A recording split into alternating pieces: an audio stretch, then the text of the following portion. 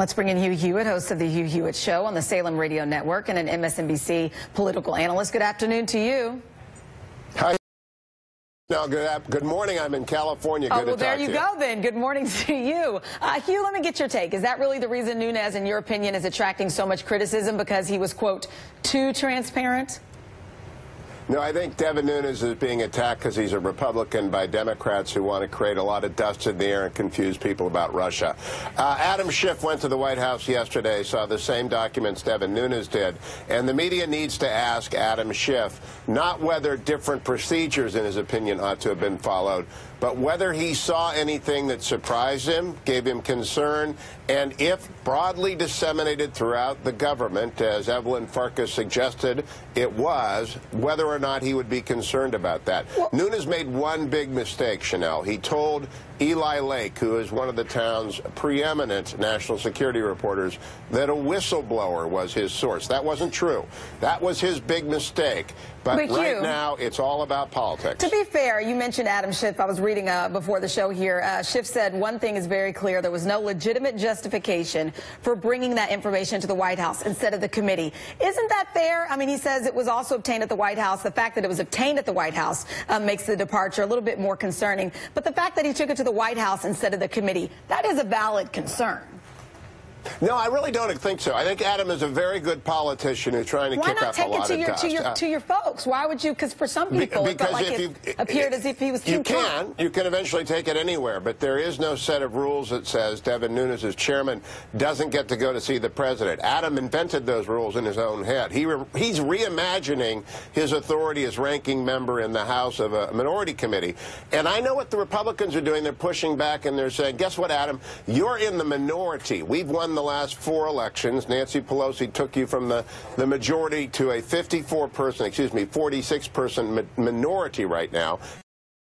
You don't get to make the rules. So if Devin Nunes wants to take what he saw to the president, he can. But by the way, we'll show it to you, Adam. And Adam came and looked at it. Now we ought to ask Schiff. This is the key question.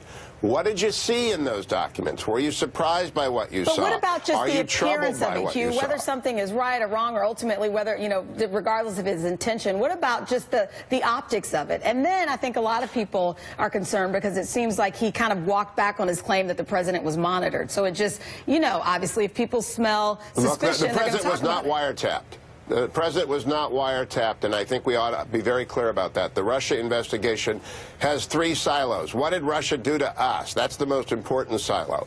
What members of the Trump circle were wrongfully associated with Russia, and that's focused on Manafort, and as we saw in the last hour, maybe Roger Stone, maybe Michael Flynn, maybe some others.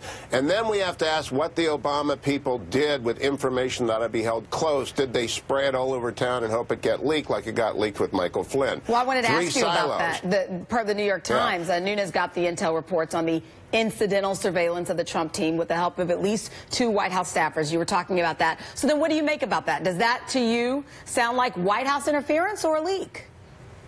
It sounds like White House, a very good, smart group of Obama officials laid some landmines for the incoming Trump team. I don't know, and I don't know that anyone except the FBI knows yet, whether or not anyone violated the law except the person who leaked the Michael Flynn transcript. That was a felony. We do have to find out if Evelyn Farkas was right. She wasn't in the government. She wouldn't know. She was hearing gossip and relaying gossip, and I don't think we should make too much of it. But the breadcrumb trail leads back to what did the Obama people do in order to set a time bomb on Russia for the Trump people? And that's where I go back to Adam Schiff. We should ask him, what did you see? Does it trouble you? And did you see any indication that it was spread around? And if it was spread around, would that concern you? Because he wants to focus on process, and the media wants to focus on process. And whenever they do, they're missing the bigger story, which the biggest story of all is, what can Russia do to us next, Sheinelle? Well, do you Mark buy, Warner, Democrat. Do you buy any of the rumblings that, listen, you know, there are people that in the previous administration who were concerned that there was information, it would be buried, or perhaps it would never come to light if they didn't take certain steps? That's the Farkas allegation, and I think if they gave it to the FBI with a pointer on it, that's fine. That's what you're supposed to do. If they gave it to congressional staff members and nudged them to leak it out, that's very bad. But Mark Warner, Democrat from Virginia this week, said the most important thing. He thinks they found 1,000 Russian trolls creating fake news at a building site in Russia that floods our zone with fake news. The original fake news, by the way, with Orson Welles in 1938 with the War of the Worlds broadcast. We have to be looking forward about what the Russians are going to do to us next, and learning about that by looking backwards at the interference, the illegal interference that they did with our election, not on who went to the White House when. There's a big story here. I'm afraid we're not focusing on it because Democrats want to try and bleed Trump a little bit. I get that. That's just politics. But you they also, want to bleed Nunes. So you don't see any threat of validity in the concerns here. Come on. I think there's politics all around. I'm very concerned about the Russians. I've been concerned about the Russians since I worked for Richard Nixon in his retirement in 1978. They are bad guys. They are not our friends. They kill people abroad. They put Alger Hiss in the United States government in the 40s. They will do what they can do, and they will mess with us as much as they can. So I'm very concerned that we not allow American politics to obscure the lens that we ought to be looking through, which is what is Russia up to and what are they going to do to us next? Whether it's a Donald Trump or Hillary Clinton or candidates 4, 8, 12 years from now, they are developing a cyber capacity that is robust and very dangerous. Let me squeeze in one more topic here. Yesterday, Congresswoman Jackie Speier, who sits on the Intelligence Committee, as you know, offered one theory on why the Justice Department might want to give Michael Flynn immunity. Take a listen to this.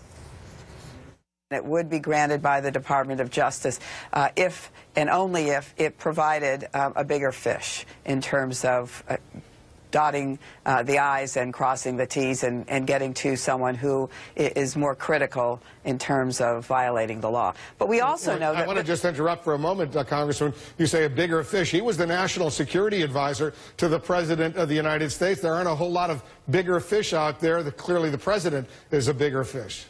That's right.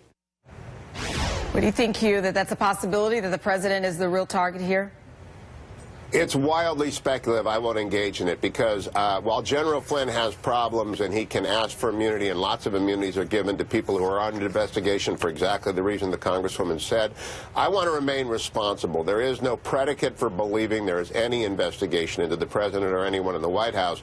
But I've said many, many times the President ought to call a press conference with Comey and address with the Director of the FBI this very question. Mr. Director, is there anyone in my White House that needs to be fired because they're under active investigation? Reince Priebus told me on my radio show this week that there is no one, nothing to the Russian story, zero. But I expect Democrats to keep doing Democrat things because they keep losing governorship, Senate, House. They've got to try something different because as the Obamacare death spiral accelerates, more Democrats are getting sucked down into it. Oh, don't do that. I'm out of time. Don't use that death spiral word because I'll have people screaming at the TV. I can't. Oh, it's true, though. It's true. I gotta stop. Hugh Hewitt.